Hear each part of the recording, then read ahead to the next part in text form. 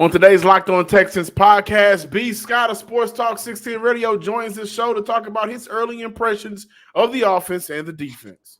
You are Locked On Texans, your daily Houston Texans podcast, part of the Locked On Podcast Network, your team every day.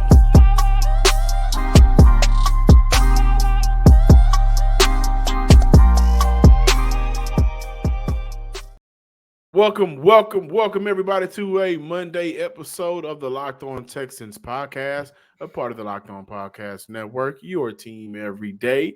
I'm your Texans sports analyst, John, some sports guy Hickman, Texans football analyst, and of course joining me as always, your Texans credential media member, Sports Illustrated's own Cody Davis. Today's episode is brought to you by none other than FanDuel. With FanDuel, the official sports book of the Locked On Texans podcast and the Locked On Network, you can make every moment more. Right now, new customers can bet $5 and get $200 in bonus bets guaranteed. Visit FanDuel.com/LockedOn to get started today. As mentioned, Brandon K. Scott will be joining the show to talk about his early impressions of the offensive side of the ball and defensive side of the ball. Wanted to get today's episode kicked off with some of those YouTube comments. And Cody, this was on the what can the Houston Texans do better in order to keep their momentum up following the bye week? Two comments that I think go hand in hand. Number one, at Texans fan 59, need a dominant win over an 0-16. And then that comment is followed up by CCGTV 337. I don't know if you're from Louisiana or not with that 337, but his comment was, 0-6 teams are desperate for a win and dangerous. Don't get overconfident. Put your feet on your neck and stay on it. I think he maybe meant put the feet on their necks and stay on it. But, Cody, when you look at that comment, the Carolina Panthers, and it's quite funny because when was the last time the Texans had a trap game? But is this sort of a trap game for Houston when you look at like you said, a desperate team? Nobody goes out there to play the game to lose. You got Bryce Young, so there's nothing there for you to tank if you're Carolina, so you want to get a win. Can this be considered a trap game for Houston? I don't think so, because even though things are and has been looking better for the Houston Texans in terms of wins by week, 3-3. You look at the play of CJ, you look at the play of Nico, how well the defense has looked, and everything else in between. This is still a young team that's still developing, and they are still not that too far away from being the Carolina Panthers in terms of having a rookie quarterback, in terms of still trying to learn, develop, and everything. It just so happens that the Texans have been doing a lot better with their growth and development, unlike the Carolina Panthers. I wouldn't necessarily consider this a trap game, but I would say this goes into something that I have asked Coach D'Amico Ryans about, what I think Chancellor Johnson of KPRC has asked Coach about, and Nick Caserio. I can't remember who asked him that same a similar question, but Nick Caserio was asked a similar question on Tuesday when we had an opportunity to talk to him, and that was, how do you keep this team focused without getting too complacent? And I think that is something that is extremely important. And I go back to what Coach D'Amico Ryan said, and I go back to what General Manager Nick Caserio said when we had an opportunity to speak with them last week. Both of them love the potential, the promise that they hear. However, they are not looking at the long term in terms of a potential playoff push, in terms of the potential and the possibility of them winning this division. They are focused on the next team, and the next team as of right now are the Carolina Panthers. So midway last week, I can't remember, but we had the conversation which garnered a lot of talk. The talk was on the YouTube channel, the talk was on social media, the talk was via text message. I was getting phone calls, I was getting the whole nine. But sticking with the YouTube comments, Cody, as I go through the YouTube comments for a particular show, which was, should Houston look at upgrading that running back position? There was a lot of, I agree with Cody on this one. I agree with John on this one. I understand what Cody, I think it was split leaning towards Cody's way, but I do want to follow up that comment by saying, and I think people heard me say Dalvin Cook because I was really, capping for Dalvin Cook to get to Houston. And I did mention those two running backs in Denver, which I think would be good for Houston. But I do want to look at and address my comments by saying, by no means am I saying Houston should move on from Dameon Pierce. But I think when you look at this team right now, adding a different dynamic at running back, and by the way, whether that's outside of free agency or already with the team, Mike Boone did sign with Houston in free agency. But I think that it would be valuable if Houston had an opportunity to add something different to that running back group and find a way to utilize each strength of that running back. And I don't know if that is on the current roster. Maybe Houston feels like it is in Mike Boone or Dare Ogunbowale. But if not, with the trade deadline coming up in a couple of weeks, I think that it'll be good for Houston to explore the market to see if there's an outside playmaker that they can add to their running back field. Before we close out, two more things. Number one, I saw a couple of comments saying I should smile more. So, but and viewers who, if you have an opportunity to listen but not watch, make sure you go check out the podcast on YouTube under Locked On Texans. They want me to smile more, so I'm going to work on that. But also, we also had the conversation last week of Deshaun Watson versus C.J. Stroud during their first 6 games of their career. And a lot of Texan fans are saying C.J. Stroud.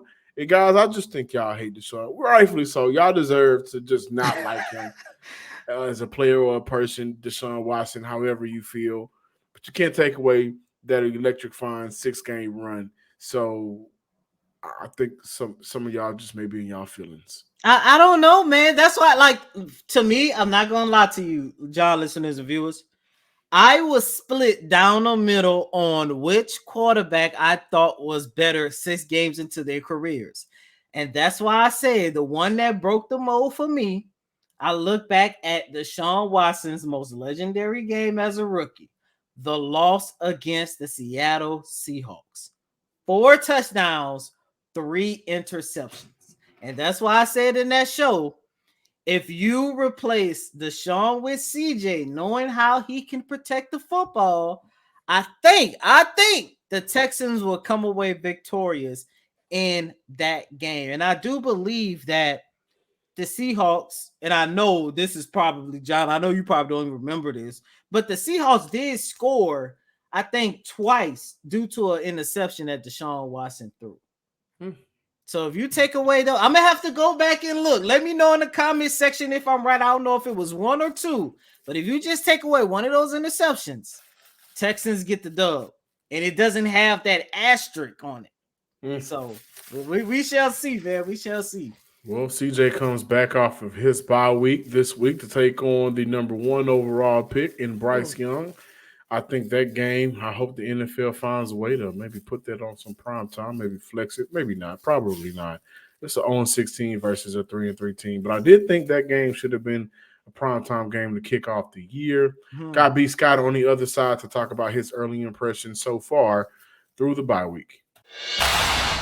Our partners at eBay Motors have teamed up with Locked On Fantasy Football host Vinny Iyer to bring you some of the best fantasy picks each week all season long. Whether you're prepping for a daily draft or scouting the waiver wire every week, we're going to provide you players that are guaranteed to fit on your roster. And this week's player is Texans rookie quarterback C.J. Stroud, who has been on point as a pocket passer early this season, racking up fantasy points with his passing while limiting the damage through 6 games. He has only 1 interception to go with his 9 TDs. He's averaged just under 277 passing yards per game. That's crazy, guys. As a rookie, he's lighting it up. And in week 8, he draws a shaky Panthers pass defense that's falling apart in recent weeks after facing bad QBs early. The Panthers have few answers for his key weapons in coverage, and Stroud will be comfortable to pick them apart for another strong fantasy passing performance. Vinny Iyer from Locked On Fantasy Football is going to help you win your fantasy championship. And eBay Motors knows a little bit. They know a little bit about building a championship team and how a championship team is about each player being a perfect fit. Same with your vehicle. With over 122 million parts for your number one ride or die, you can make sure your ride stays running smoothly. Brake kits, LED lights, roof racks, bumpers, whatever your baby needs, eBay Motors has it. Whatever your baby needs, eBay Motors has it. And with eBay Guaranteed Fit, it's guaranteed to fit your ride for the first time, every time, or your money back. Plus, at these prices, you're burning rubber, not cash. So keep your ride or die alive at ebaymotors.com. eBay Guaranteed Fit only available to U.S. customers. Eligible items apply. Only exclusions apply. Welcome back in, ladies and gentlemen, to this Monday installment of Locked On Texans. And as promised, we got our guy, Mr. Brandon K. Scott, back in the building from Sports Radio 610. What's going on, B. Scott? Man, just enjoying the bye week, enjoying the fact that the Texans are a 500 team at the bye week. Things are looking like it's going to be a promising second part. We won't call it second half, but second part of the season. So, man, I'm ready. Before we start, B. Scott, do you feel like me? Because yesterday and throughout the whole week of the bye, I actually felt kind of sad that I didn't have a Texan game to look forward to, because I just been enjoying this season, the wins and the losses, the development, the process, the success. I've been enjoying it so much to the point yesterday I got kind of sad because I said, man, I can't watch CJ, can't watch Tank, can't watch Will, can't look at Coach Scream on the sideline. Like, did you feel the same or what? I feel where you're coming from, but I do appreciate the opportunity to kind of pause and reflect. So whenever we get a chance to do that, I'm going to take advantage of it. So I think part of me, and also, I've been pulling some double duty with the Astros coverage as well here at the station. So I did appreciate a little bit the break in the action, but I absolutely understand what you're talking about, because unlike the previous few years when we've been covering this team, it hasn't been all of those things that you just listed that to be excited about, to be looking forward to when you go to the stadium, right? Even during the week when we're trying to figure out what it's going to look like on Sunday, when we're going during the week covering practices and press conferences and all of that.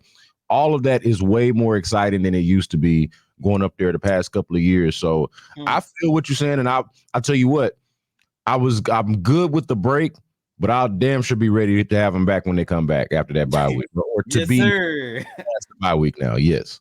Yes, sir. Yes, sir. B. Scott, when we talk about the excitement, the energy that's around this organization, of course, we're going to start on the offensive side of the ball. Means, of course, we got to start with the guy that's starting under center, number 7, Mr. CJ Stroud. B. Scott, what has been your early impressions of CJ 6 games into the season? Man, just that he seems to be mature beyond his years and experience. Just watching him play, I would say after week 1. So the Ravens game is the one game where I felt like there was a lot of rookie energy out there. Looked like a rookie quarterback, looked like a rookie head coach, looked like they had a rookie offensive coordinator. And they do, to be fair. Like, it looked like what it exactly is.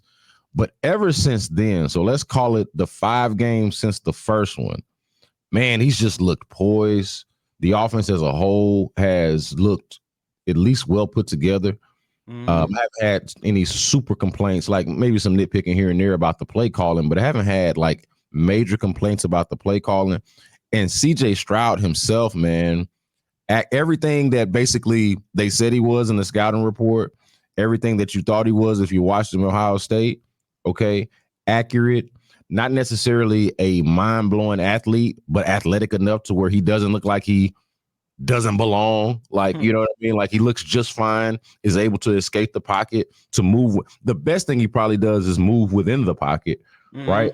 Like, he is just so mature and developed at this point. And I kind of thought this going into the draft, that he probably would be the one to have the greatest impact in the beginning, like just off the rip.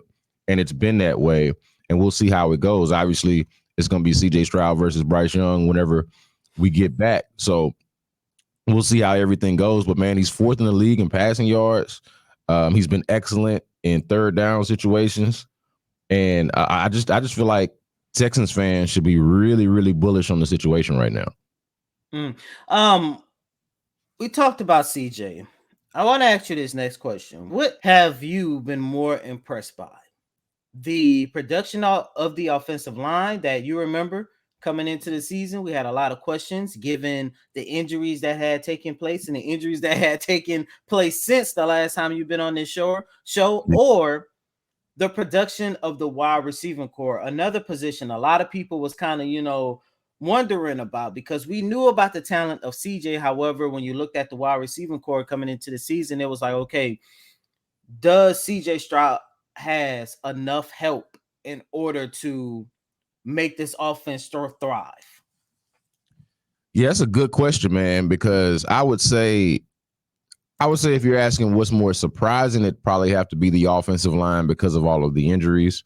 And it's not nearly as talented as we thought it was going to be going in because of those injuries. So to me, it has to be the offensive line. I feel like with the receiving core, to your question, we just underrated them. I think it was just a misevaluation by all of us who were kind of looking at it with the side eye. And that's not to say that we were wrong to do so or that it was unreasonable to be like, well, they don't have a proven number one wide receiver. They didn't, and I would probably say that they still don't, even though Nico Collins has been excellent this year and the passing game has been very good. I would say that the wide receiving core was probably just underrated a little bit. But Nico Collins, because he hadn't been able to stay healthy over his first couple of seasons in the league, didn't feel like we knew what he was. But if you look at his production and when he's been out there, when he was healthy, even in his first 2 years, there were signs that he could be what we've seen him be so far this season. So the receiving core, if the receiving core is your answer, whoever's watching or listening to this, if the receiving core is your answer, I would challenge you to say that you probably underrated the receiving core to begin with. This offensive line, dog. Put it like this. They had Kendrick Green, a guy who was basically being talked like he was just trash when they traded for him out of Pittsburgh. He was actually playing decent and pretty good before he went down with the knee injury. Yeah. I gotta give all the respect to this offensive line, all the respect in the world. I mean, you mentioned Kendrick Green, who was basically a castaway in Pittsburgh. They had moved him from offensive line they had that man playing fullback. They was like, man, you big, you got some strength. We don't like you on the offensive line. Let's see if you can just play fullback. Like that feels disrespectful. And then when we talk about that position, what about JP? What about Jared Patterson as a 6th-round draft pick holding it down in center? And I'm not saying that That's my guy. That's my guy. he's been respectable, man. Like he's there, and I haven't talked to JP since that first. I talked to him going into that first game, and have not made my way back to his locker since. But man, he just seemed to be like, we were talking about CJ earlier, calm, cool, and collected. The moment not too big. Like, man, I got a lot of respect for what Jared Patterson has done at center as a 6th-round pick and their third option. That's not the guy, obviously, that they wanted to be their center. I mean, they had Quessenberry, and of course, Drew Scruggs is the guy that they drafted to do that. So the offensive line, man, you got to tip the cap. You got to tip the cap and be more impressed with that, because the talent there, I think you could fairly say, is beneath what it's played at. I think it's safe to say that everybody has been very, very impressed by this offense, the wide receiving core, of course, the quarterback, and even, as you put it earlier, offensive coordinator Bobby Sloy. But I think if there is one knock when you look at the offensive side of the ball 6 games into the season, it's the run game. B. Scott, what has been your thoughts about the run game, especially the sophomore slump we are seeing out of Dameon Pierce? Man, honestly, I think the Texans found something in that last game against the Saints. I do like Dameon Pierce. We can't avoid it and say that it's not a sophomore slump. It is to a degree a sophomore slump. But what I like about what happened in that Saints game is that some of the pressure was taken off of him. And I never thought that he should be the guy that's getting, I think he should get a ton of carries, but I don't think he should be the guy that gets 90% of your carries. Or in the case of the game before, what was that? Not Atlanta. What was the game before that? The game against, I think it was Pittsburgh. The game before that. So, it can't be. To me, it can't be he gets 100% of the carries, or out of the running back room, and Devin Singletary gets none. I thought when they was going to say hired. When they signed Devin Singletary, that the best way to go was to make that a running back by committee situation. I thought the issue that they had last year with Dameon Pierce was that they didn't have an adequate backup to him. They didn't have an adequate second back because Rex Burkhead was on his last leg. So you bring in Devin Singletary, and to me, that means, all right, you get to keep both of these backs fresh. You get to get the most out of both of them. And it didn't feel like they were doing that in the very beginning. It feels like they found that in that Saints game. And so I'm hoping, to answer your question, my hope is the sophomore slump is solved by spreading the workload, but also getting him more reps and more experience in this system. And also the coaching staff realizing that there are some other blocking schemes and some other things that they can do to play to Dameon Pierce's strengths if they've got to do that. So I'm not too worried about it. It is a little bit concerning. Like, my big thing with DP is, bro, you're not breaking tackles the way you did last year. Like, you remember? Yeah, last year, man, he was the king of making something out of nothing. He would get like yards after contact. Like, this guy would get it. We remember him dragging defenders, dragging tacklers on with him for extra yards. And I don't see as much of that. And that's the part that's a little bit concerning and maybe a little bit disappointing, but I don't think it's like not there. We just haven't necessarily seen it yet or seen as much of it yet like we had up until this point of last season. So my thought is the problem is solved with a more running back by committee approach, and eventually, hopefully, Dameon Pierce gets into his groove. Snap into action this NFL season with FanDuel, America's #1 sports book. Right now, new customers get $200 in bonus bets guaranteed when you place a $5 bet.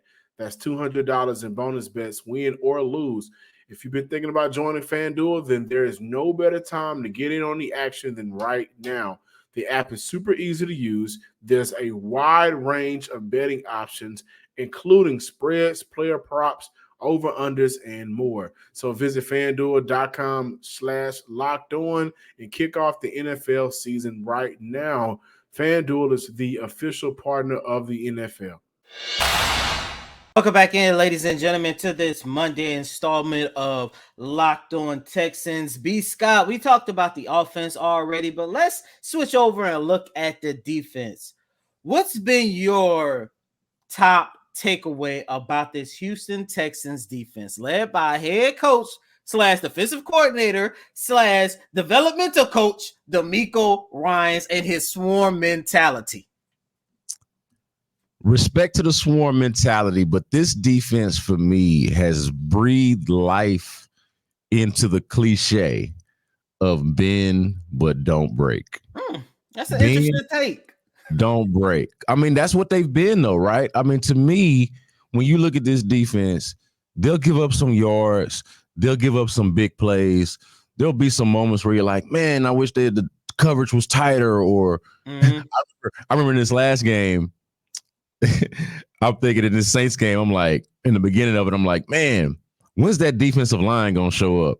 And I kid you not, no sooner than I said it, the defensive line had its best game of the season. They had, if I'm not mistaken, I'm sorry to cut you off. If I'm not mistaken, I went back and looked at the numbers, like 20 pressures, like 5 quarterback hits, but they only had 2 sacks. So if you look at the sacks numbers, it's like, well, they ain't do nothing. But when you look at the pressure, I think Will Anderson had like 3 sacks that he left out there on the field. Like, the defensive line did show up against the Saints. It did. It 100% did. And for a while, I felt like I just wasn't noticing them. And then once I've kind of articulated that, I started noticing them.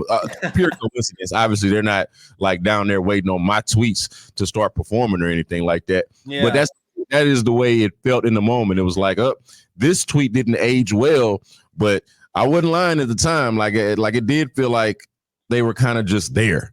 But no, man, they're doing their thing. I think that they could be better. Will Anderson, I think, is going to be better just because of like what you mentioned. He's left some sacks out there. He's left some plays out there on the field, but you can see the disruption. You can see of a problem dude is once he sort of figures it out or maybe it's just a matter of reps and experience for him as well. But I see the vision. And I say this every time I talk about this, I want to like point out I say this as the guy pre-draft who did not want any of the defensive players at the top of the draft. I was perfectly fine. Will Anderson, Jalen Carter, especially with some of the other stuff that was going on, Tyree Wilson. I didn't need none of them. I was good on them. Like, no offense, nothing personal, obviously. I just didn't need none of them. I wanted a quarterback and I wanted a weapon. I wanted like a top tier weapon, right? So that was my focus going into the draft. They went the direction that they went in, and Will Anderson, ever since he's gotten here, very easy to understand why they went in that direction. Like, dude is impressive off the field, and certainly on the field. And so I think they're going to be fine. But when I talk about bend but don't break, giving up plays, bro, they're not giving up touchdowns. Like they're giving up field goals. They're giving up some plays here and there, but they're giving up field goals and they're clamping down. You know, they'll get a turnover. They'll block a field goal. They'll, basically do anything but give up a bunch of touchdowns. You know, like the Saints had 2, or did they have 1? It was the Falcons had 1, I believe. Yeah, they had the 1, and then the Falcons had the 2, and the 1 was the one that won the field. They had that field goal drive to end the game. Yeah, but dude, I felt like the Texans defense, for as much crap as they got for giving up that, and that was a bad drive by them, that last defensive drive. I'm not trying to defend it, but overall in that game, they were bending and not breaking.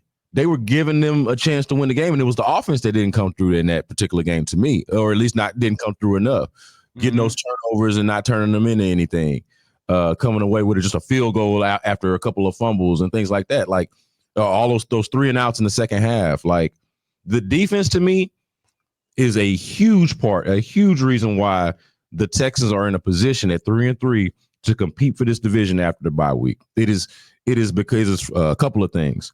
They have a quarterback and a coaching staff that they can believe in, but they have a defense that's going to give them a chance to get the ball back.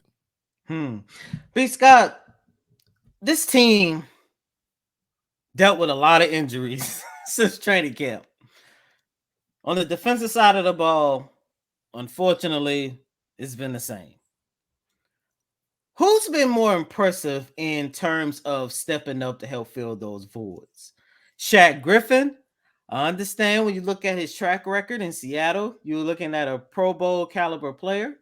Wasn't like that in Jacksonville. Had to go through some injuries and adversity. Came here. Remember how excited I was about the signing of Shaq, but we did not see that. We was watching him throughout training camp and OTAs. But he has stepped in extremely well in place of Darius Stingley Jr. So has he been more impressive? Or when you go back to the first couple of weeks of the season, when you take a look at the pairing of MJ Stewart and Eric Murray, who had to step up in place of Jimmy Ward and Jalen Petrie, given the unfortunate injuries they had to deal with. And by the way, and you know how me and John has felt about Eric Murray's, please speedy recovery to him, but this is the best I've ever seen Murray play. Yeah, man. Well, Eric Murray is an interesting case to me now, because like this dude is in his 2020, 21, 22, fourth season on this team. And I remember when they signed him as a free agent, everybody was like, who is that? And why is he making, I forget if it was $6 million a year or whatever it was. I believe he was I think he was one of Bill O'Brien's last signings, if I'm not mistaken. He was. This is a guy who has survived every single transition that we have seen since. and I point that out to say it's because he's not bad. He's not bad. The issue with Eric Murray in the very beginning when he got here was that they tried to have him go out there and play corner because things fell apart at corner that year. And he's not a corner. He is a solid safety. I think he can start for you. I think he can be depth for you. I'm actually perfectly fine if Eric Murray is in the game at safety. Specifically, if Eric Murray is in the game at safety at any point, as a starter or as a bench player or whatever. So I love the fact that he's been able to stand the test of time, and that they've progressed to a point where, as nice as Eric Murray might be, that can be their backup safety. Like now you got so much talent to where you can put Eric Murray on the bench, and in a pinch, there he is. There you have a borderline starting caliber safety out there. So I thought that was a big piece of news, him going to the injured list. Yeah, Well, maybe not big, but maybe an underrated piece of news, especially in a bye week. Eric Murray going to the injury list, because that hurts your depth, and he's just been a productive player for you. I am pleasantly, I would say, compared me to when they signed him, pleasantly surprised to see that Eric Murray is on this team 4 years later and contributing. But to your point about Shaq Griffin, I think I wouldn't say that I'm as surprised, but I am intrigued by the fact that Shaq Griffin has been able to step in for Derek Stingley the way he has. Steven Nelson has played at a high level, possibly at a Pro Bowl level. We'll see how that plays out. I haven't paid attention to all corners across the league, so it's probably not fair for me to just say he's a Pro Bowler.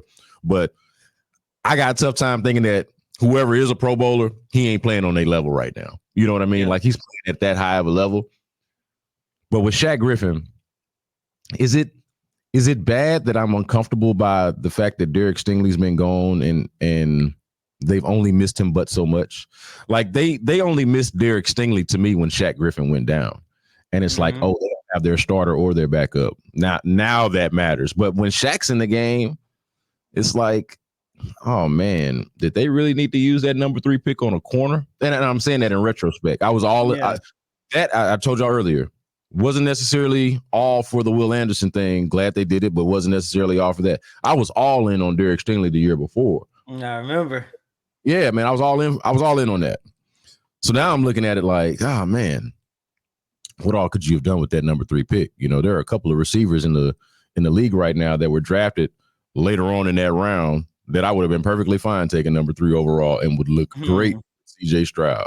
One of them's not happy in New Orleans right now. Is out there pouting in New Orleans right now because he got a quarterback that ain't worth too much. Can you imagine?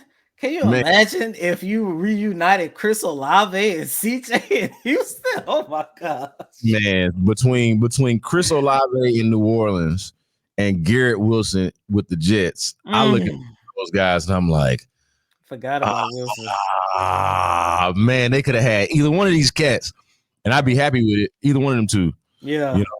So there's a thought there of like, man, you shouldn't feel that way about your number 3 overall pick. Like, okay, back-to-back years with the number 3 overall pick, the way they ended up doing it, right? Derek Stingley, Will Anderson.